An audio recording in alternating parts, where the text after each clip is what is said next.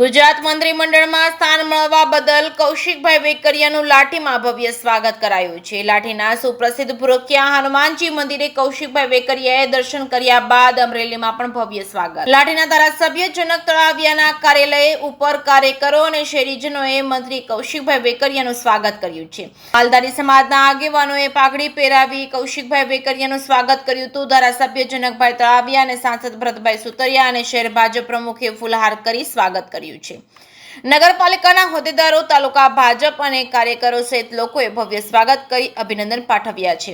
જેકે સિંગોદતી સાથે જૈનિક સુજિત્રા, અમરેલી। સ્વાગત કરવામાં આવ્યું છે।